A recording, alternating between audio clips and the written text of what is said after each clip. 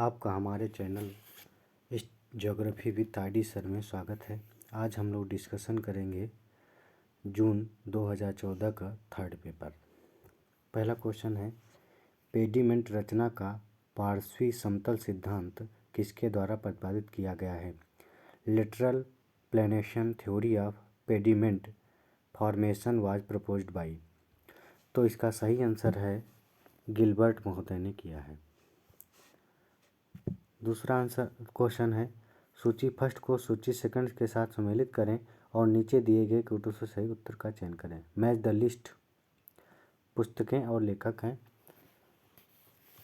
तो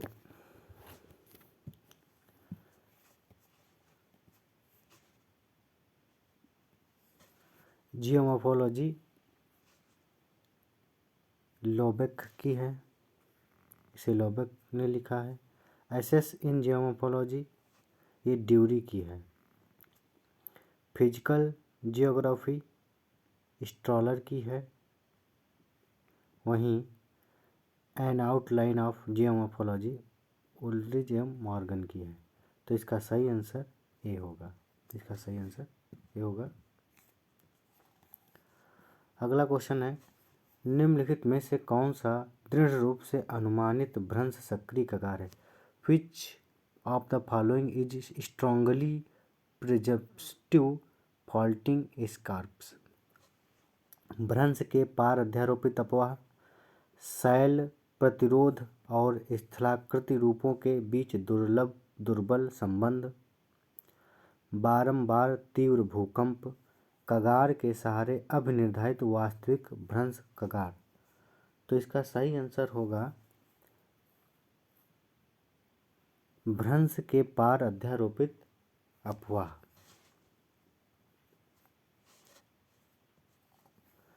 झील ठेठ रूप से किसकी विशेषता है?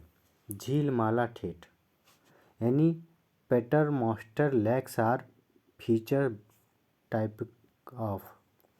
तो इसका जो सही आंसर है वो है हिमानी द्रोणिका। इसका सही आंसर है हिमानी द्रोणिका। फिर वही है, सूची फर्स्ट को सूची सेकंड से सम्मिलित करना है।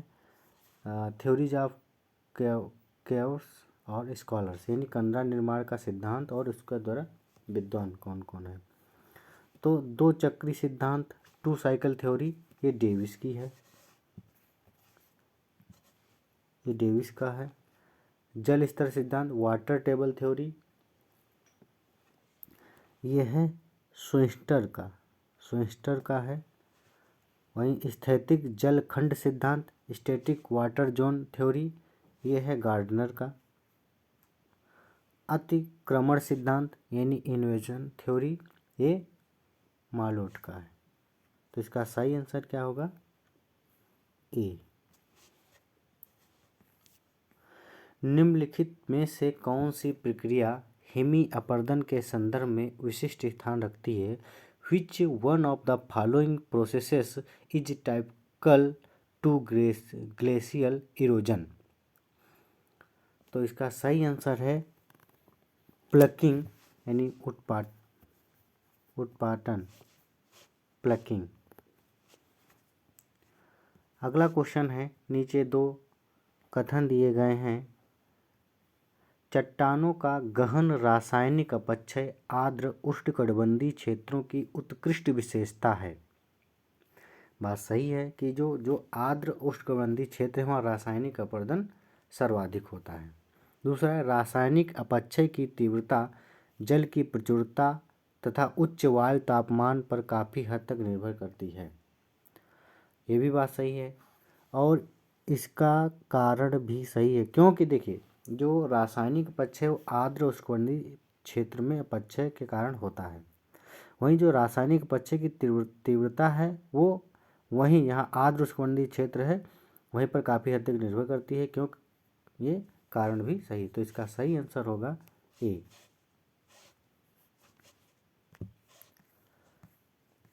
डेविस के साथ असहमत होते समय क्रिकमे ने किस शब्द के साथ पेनी प्लेन को उखाड़ दिया? यानी Crickmay while disagreeing with Davis supplanted peneplain with term। तो उन्होंने पान प्लेन यानी पान प्लेन को प्लान प्लेन शब्द का प्रयोग किया था क्रिकमे द्वारा। वहीं पेडी प्लेन शब्द का प्रयोग एलसी किंग ने किया था और एच प्लेन जो है उसका शब्द का प्रयोग वायलैंड द्वारा किया गया था।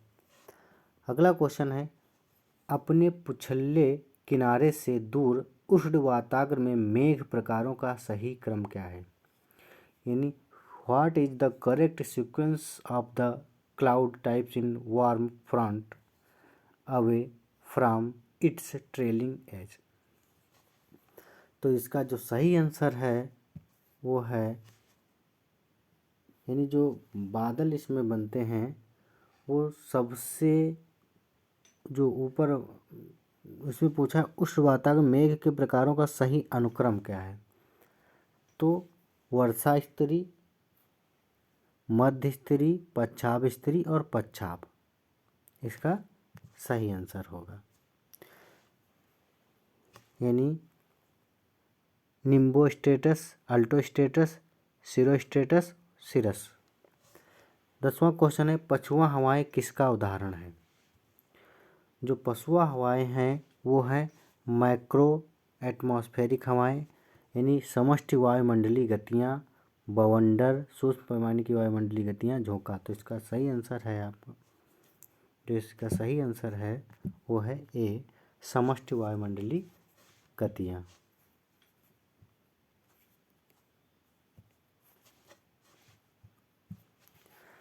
अगला क्वेश्चन है, सूची फर्स्ट को सूची सेकंड से मिलाना है।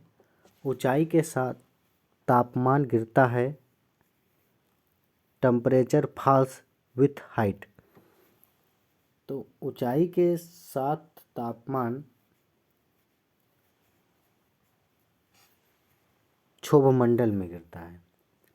यहाँ पर समझ लेना चाहिए कि क्षोभमंडल में ऊंचाई के साथ तापमान गिरता है, तो यानी ए का चौथा। रेडियो तरंगे वापस पृथ्वी पर परावर्तित करता है, यानी reflected radio waves back to earth. तो ये कौन सा है, आयन मंडल। अधिकांश ओजोन समाहित है, अधिकांश जो ओजोन मंडल पाया जाता है वो समताप मंडल स्ट्रेटोस्फीयर में पाया जाता है। तापमान में गिरावट रुक जाती है तो क्षोभ सीमा, जो क्षोभ सीमा होती है लगभग 1.5 किलोमीटर की चौड़ाई में होती है, यहाँ पर तापमान में गिरावट रुक जाती है। तो इसका सही आंसर हो जाएगा सी, 11 का सी आंसर सही हो जाएगा। अगला क्वेश्चन है, यदि सूर्य का उत्थापन कम होता है तो स्वित यानी एल्बिडो कैसा बनेगा। यहाँ पर यह समझना है कि सूर्य का जब उत्थापन कम होगा तो एल्बिडो बढ़ेगा, यानी जब सूर्य का कोण तिरछा पड़ता है तो एल्बिडो अधिक होता है, वहीं जब सूर्य लंबवत होता है तो एल्बिडो कम होता है। तो यहाँ पर यदि सूर्य का उत्थापन कम होता है तो एल्बिडो अधिक हो जाएगा, बढ़ेगा। भूमि तथा समुद्र के बीच दाब में मौसमी अंतर क्या उत्पन्न करता है, भूमि तथा समुद्र। फिर यहाँ पर है मौसमी अंतर। तो मौसमी अंतर की जब बात आ जाती है तो यहाँ 6 महीने से संबंधित होता है कि भूमि से 6 महीने समुद्र की तरफ हवाएं चलती हैं और 6 महीने समुद्र से भूमि की तरफ हवाएं चलती हैं। तो इसका जो सही आंसर होगा वो होगा मानसून। अगला क्वेश्चन है, वी जर्कनेस का मॉडल किससे संबंधित, नहीं V Bjerknes model is related with. तो प्रतिचक्रवातों के उद्भव से, मध्य अक्षांश चक्रवातों के उद्भव से, उष्णकटिबंधीय चक्रवातों के उद्भव से, मानसून के उद्भव से। तो जो वी बर्कनीज का मॉडल है वो मध्य अक्षांशीय चक्रवातों से संबंधित है। तो इसका सही आंसर है बी। अगला क्वेश्चन है, निम्नलिखित में से कौन सा सही नहीं है? शीत वाताग्र त्रिकोणीय वृत्तों द्वारा निर्धारित होते हैं। जो शीत वाताग्र का जो शेप होता है वो लगभग त्रिकोणीय वृत्त होते हैं। Cold front is marked with triangular spikes. फिर है उष्ण वातांग अगर अर्धवृत्तों का द्वारा निर्धारित होते हैं, ये अर्धवृत्त टाइप से बने होते हैं, ये उष्ण वातांग, ये भी बात सही है। तेजी से आगे बढ़ रहा उष्ण वाताग्र प्रचंड उत्थापन उत्पन्न कर सकता है। फिर अगला है, टॉर्नेडो अल्पकालिक झंझा पंख के साथ साथ विकसित होते हैं। तो यहाँ जो क्वेश्चन है, टॉर्नेडो अल्पकालिक झंझा पंख के साथ उत्पन्न होते हैं, ये भी बात सही है। वहीं तेजी से अगर आगे बढ़ रहा उष्ण वाताग्र प्रचंड उत्थापन उत्पन्न कर सकता है, ये यहाँ पर बात गलत है। तो इसका सही आंसर हो जाएगा सी। सूर्यास्त के बाद भी सीमित उष्णता वायुमंडल द्वारा किससे प्राप्त की जाती है? यानी सूर्यास्त हो जाता है, उसके बाद भी वायुमंडल को गर्मी प्राप्त होती रहती है। तो ये जो गर्मी प्राप्त होती है वो होती है पार्थिव विकिरण द्वारा, टेरेस्ट्रियल रेडिएशन द्वारा एनर्जी प्राप्त होती है। नीचे फिर दो कथन दिए गए हैं और उसको बताना है। घास और अन्य वनस्पति वर्धक आवरण सेल्वा क्षेत्र तक सीमित है। यानी the growth of grass and other vegetative cover is limited to selvas. कारण है, वृक्षों के पृथक छत्र संलीन हो वन तल के ऊपर गहन छतरी निर्मित करते हैं। तो जो इसका आंसर है वो ए सही है, क्योंकि घास और अन्य वनस्पति वर्धक आवरण सेल्वा क्षेत्र तक सीमित है। यानी घास और जो अन्य वनस्पति वर्धक हैं वो सेल्वा क्षेत्र तक सीमित हैं। जो सेल्वास होते हैं वो विषुवत रेखीय क्षेत्र के वन होते हैं। अमेजन बेसिन के जो वन हैं उनको सेल्वास कहा जाता है। वहीं लिखा है कि वृक्षों के पृथक छत्र संगीन हो वन तल के ऊपर गहन छतरी नुमा, क्योंकि ये ऐसे वृक्ष जंगल होते हैं जहाँ ऊपर छतरी टाइप का बन जाता है। तो यानी कारण इसका भी सही है और इसका आंसर ए होगा। अगला क्वेश्चन है, मॉन्ट्रियल प्रोटोकॉल का संबंध है। तो मॉन्ट्रियल प्रोटोकॉल का जो संबंध है वो है ओजोन निःसरण से, ओजोन डिप्लेशन से। मॉन्ट्रियल प्रोटोकॉल का 16 सितंबर 1987 में मॉन्ट्रियल में इसका आयोजन किया गया था। तो वहीं से जो ओजोन दिवस मनाया जाता है वो 16 सितंबर को मनाया जाता है। क्योटो प्रोटोकॉल का उद्देश्य ग्रीन हाउस गैस के उत्सर्जन को कब तक कम करने का था? तो वर्ष 2012 तक 1990 के औसतन स्तर से 5% नीचे लाना। इसका ये था आंसर। मरुद्भुज वनस्पति निम्न में से किसके विरुद्ध जीवित रह सकती है? तो जो मरुद्भुज वनस्पति होती हैं, जेरोफाइट्स वनस्पति होती हैं, अधिकतर सूखे क्षेत्र में उत्पन्न होती हैं। तो वहीं सूखे क्षेत्र में ही ये जीवित रह सकती हैं। तो ड्राफ्ट कंडीशंस। निम्नलिखित कथनों पर विचार करें। Consider the following statement. Ozone अधिकांशतः समताप मंडल में पाया जाता है। ये बात सत्य है कि जो ओजोन है वो सर्वाधिक पार्ट जो है समताप मंडल में पाया जाता है। ओजोन की परत पृथ्वी की सतह से 55 से 75 किलोमीटर ऊपर स्थित रहता है। ये बात गलत है, क्योंकि जो ओजोन की मैक्सिमम परत है वो 15 से 50 किलोमीटर के बीच में ही पाई जाती है। तो ये सही नहीं रहेगा। ओजोन सूर्य से पराबैंगनी किरणों को अवशोषित करता है। ये बात सही है कि जो ओजोन होती है वो अल्ट्रावायलेट रेज को अवशोषित कर लेती है, जिससे जो हमारे यहाँ प्रकाश आता है वो छन कर आता है। तो ये बात सही है। पृथ्वी पर जीवन के लिए ओजोन की परत का कोई महत्व नहीं है। ये बात गलत है, क्योंकि यदि ओजोन अल्ट्रावायलेट किरणों को न अवशोषित करे तो त्वचा रोग जैसी बीमारियां हो जाएंगी और सब नुकसान हो जाएगा। तो यहाँ पर सही कौन कौन से स्टेटमेंट हैं, 1 और 3, तो इसका सही आंसर होगा ए। अगला क्वेश्चन है, नीचे 2 कथन दिए गए हैं, वही कथन कहावत है, भूमध्यवर्ती क्षेत्र में महासागरीय लवणता कम होती है। बात, क्योंकि भूमध्य सागरीय क्षेत्र में रोजाना वर्षा होती है और जहाँ पर वर्षा अधिक होगा, वाष्पीकरण कम होगा, वहाँ लवणता कम पाई जाती है। ये बात स्टेटमेंट अभिकथन इसका सही है। भूमध्यवर्ती क्षेत्र की विशेषताएं भारी वर्षा, मेघाच्छादनता और आर्द्रता। देखो, मैंने वही बताया कि जो भूमध्यवर्ती क्षेत्र होते हैं वहाँ पर वर्षा अधिक होती है, बादल बने रहते हैं और आर्द्रता बनी रहती है, तो इसलिए वहाँ पर लवणता कम होती है। तो इसका कारण भी सही है, तो इसका आंसर ए होगा।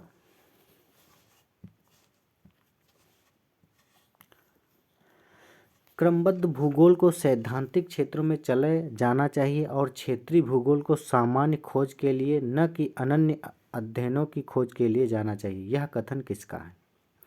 The statement systematic geography must move into theoretical spheres and regional geography into a search for generic and not unique studies was made by। तो ये जो कथन था वो था विलियम बुंगी का। ये विलियम बुंगी का कथन था। अगला क्वेश्चन है, परिमाणात्मक क्रांति के विकास में नूतन अध्ययन क्षेत्र प्रारंभ किया गया जो सामाजिक भौतिक विज्ञान कहलाता है और जो स्पष्ट करता है कि समाज की विमाएँ भौतिक विमाओं के समरूप हैं और यह लोगों की संख्या, दूरी और समय को समाविष्ट करती है। यह किसने प्रारंभ किया? In the development of quantitative revolution a new field of study called social physics stating that dimensions of society are analog to the physical dimensions and include number of people, distance and time was introduced by। तो ये कथन J.Q. Stewart का था। J.Q. Stewart. नीचे 2 कथन दिए गए हैं। परिमाणात्मक क्रांति का मुख्य जोर भूगोल में नियम निर्माण, मॉडल निर्माण और सिद्धांतीकरण को लाना है। बात सही है। जो क्वांटिटेटिव रिवोल्यूशन थी उसमें भूगोल में मॉडल और सिद्धांत को लाना मुख्य जोर था। द्वितीय विश्व युद्ध के बाद युवा भूगोलवेत्ताओं को समझ आया कि अनुभवात्मक, विवरणात्मक और गजेटियर प्रकार की भूगोल को साहित्य की भाषा के बजाय गणितीय भाषा के उपयोग द्वारा त्यागा जाए। तो इनकी बात दोनों सही है और कारण भी इनका सही है, इसलिए इसका आंसर जो होगा वो सी सही होगा। सूची फर्स्ट को सूची सेकंड से सम्मिलित करना है। T Hagerstrand, William Bunge, Gilbert White, Walter Isard. तो जो हैगरस्ट्रैंड हैं वो नौ प्रवर्तनों का भौगोलिक प्रसार, इसका जो मिलान होगा टी हैगरस्ट्रैंड, ये जियोग्राफिकल डायमेंशन ऑफ इनोवेशन से संबंधित है इनका। वहीं ए का सी हो जाएगा।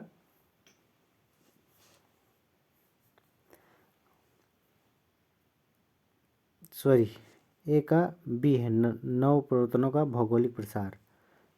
विलियम बुंगी थ्योरेटिकल ज्योग्राफी से संबंधित हैं। गिलबर्ट व्हाइट ये बाढ़ के प्रतिमानों की प्रतिक्रियाएं। वाल्टर इजार्ड क्षेत्रीय विश्लेषण की पद्धतियां। तो इसका जो सही आंसर है वो ए होगा। अगला क्वेश्चन है, सूची फर्स्ट को सूची सेकंड से सम्मिलित करना है। तो यहाँ पर लेखक हैं, इधर उनकी रचनाएं दे रखी हैं। ऑटो श्लूटर, ऑटो सॉल्यूटर भूदृश्य के दृश्यगत विषय वस्तु, ऑटो सॉल्यूटर संबंधित थे भूदृश्य के दृश्यगत विषय वस्तु। वान रिचथोपेन चीन का अध्ययन इन्होंने किया था। और फ्रेडरिक रेडजल जियोपॉलिटिकल ज्योग्राफी। वहीं ऑस्कर पेस्चल दास आइसलैंड। तो देखिए कौन सा आंसर सही होगा, ए का डी, यानी ए का, यानी हम कह सकते हैं डी का फर्स्ट, तो डी का फर्स्ट ये होगा, सी का सेकंड, और बी का थर्ड, और ए का चौथा, यानी इसका आंसर हो जाएगा बी, जिसका आंसर है वो बी होगा। अगला क्वेश्चन है, भूगोल में मानववाद के बारे में कौन सा कथन सत्य नहीं है।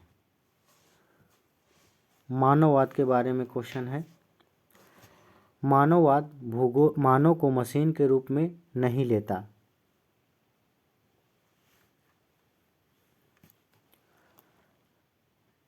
तो ये बात सत्य है, क्योंकि मानव जो है, मानववाद मानव को मशीन के रूप में नहीं मानता है।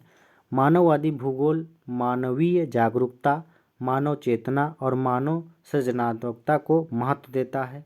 ये भी बात सही है, क्योंकि जो मानववादी हैं वो मानव चेतना और मानव सृजनात्मकता को बहुत ज़्यादा महत्व देते हैं। ऑप्शन सी है, मानववादी सतह की ज्यामितीय अवधारणाओं के स्थान पर स्पेस और प्लेस के न्यूनीकरण को स्वीकार करते हैं। ये बात मानववादी भूगोल में सम्मिलित नहीं की जाती है। मानववाद प्रत्यक्षवाद तथा परिमाणात्मक क्रांति के विरुद्ध आलोचना के रूप में विकसित हुआ। ये भी बात सही, तो इसका सही आंसर होगा डी, सॉरी सी। अगला क्वेश्चन है, दार्शनिक उपागम और समर्थक। तो आदर्शवादी जो थे वो हैरिस और गुल्के थे, हैरिस और गुल्के आदर्शवादी थे। घटना क्रिया विज्ञान, ये थे राल्फ।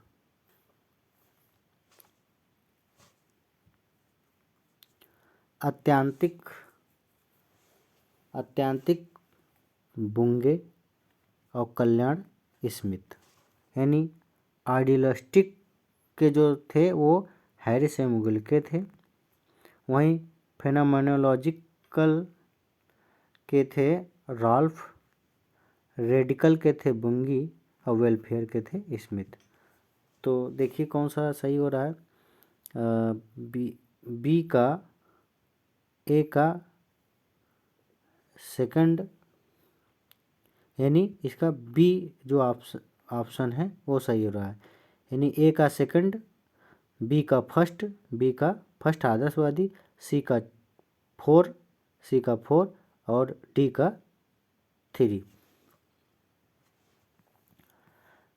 अगला है, निम्नलिखित में से कौन टेलियोलॉजिकल विचारों के दृढ़ समर्थक थे, यानी who among the following was a strong supporter of Ritter's teleological ideas. यानी जो रिटर का टेलियोलॉजिकल आइडियाज था उसके समर्थक ग्योट थे, क्योंकि ग्योट जो थे वो रेडजल के शिष्य ही थे। तो इसका सही आंसर होगा ग्योट।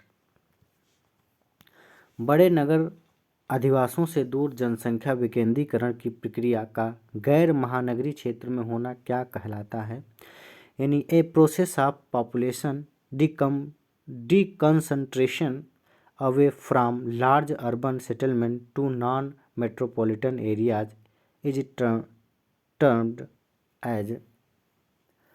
तो इसका होगा काउंटर अर्बनाइजेशन। सही आंसर होगा प्रति नगरीकरण, यानी काउंटर अर्बनाइजेशन। अगला क्वेश्चन है, नगरीकरण की त्वरित अवस्था में नगरीय जनसंख्या में संगठित होता है राज्य की कुल जनसंख्या का 70% ज़्यादा, ये जो इसकी स्टेज बताया गया है त्वरित अवस्था, ये त्वरित अवस्था की बात की जा रही है। 25% से 70%, 10% से 25% और 10% से कम। जो त्वरित अवस्था होती है यानी इन द एक्सेलरेशन स्टेज जो होती है वो होती है 25 से 70 के बीच में, और जो 10 से 25 की बात की जाती है वो प्रथम अवस्था होती है। जो 70 से ऊपर की बात होती है वो अंतिम अवस्था होती है। तो इसका सही त्वरित अवस्था की बात किया है तो इसका 25 से 70% सही होगा आंसर। फिर अगला क्वेश्चन 33 नंबर क्वेश्चन है, प्रमुख नगर की अवधारणा किसने प्रस्तुत की थी? यानी प्राइमेट सिटी का शब्द का प्रयोग जेफरसन महोदय ने किया था, तो इसका सही आंसर हो जाएगा जेफरसन। वहीं जिफ का संबंध कोट आकार नियम यानी रैंक साइज रूल से संबंध है। अगला क्वेश्चन है, दो कथन दिए गए, क्रिस्टालर के मॉडल की अपेक्षा लॉस का मॉडल कम प्रतिबंधात्मक है। ये बात सही है, क्योंकि जो क्रिस्टालर का मॉडल है उन्होंने के वैल्यू एकदम निश्चित कर दिया है, वहीं जो लॉस के मॉडल में के वैल्यू निश्चित नहीं है। फिर लॉस प्रत्येक कार्य का पृथक परास, पृथक सीमा और पृथक षटकोणीय भीतरी प्रदेश मानता है। ये भी बात इनकी सही है। तो इनका जो आंसर होगा वो ए और दोनों सत्य हैं और ए की सही व्याख्या करता है, यानी इसका ए आंसर सही होगा। अगला क्वेश्चन है, निम्नलिखित में से कौन सी अवस्था जनांकी संक्रमण की दूसरी अवस्था को चित्रांकित करती है? तो दूसरी अवस्था को पूछ रहा है, तो जो पहली अवस्था होती है उसमें क्या होता है कि जन्म दर और मृत्यु दर दोनों बहुत हाई होते हैं। वहीं जो दूसरी अवस्था होती है तो वहाँ पर जन्म दर तो उच्च होता है और जो मृत्यु दर होती है वो ह्रासमान होने लगती है। तो इसका सही आंसर हो जाएगा सी। तो आज हम लोग केवल 35 क्वेश्चन की ही देखेंगे। अगली क्लास में हम अन्य जो क्वेश्चन हैं उनको देखेंगे। जो हमसे हो सका वो मैंने बताया, और मैं आशा करता हूँ कि आप लोग पढ़ेंगे, देखेंगे और अपने उज्जवल भविष्य के लिए तैयार रहेंगे। धन्यवाद।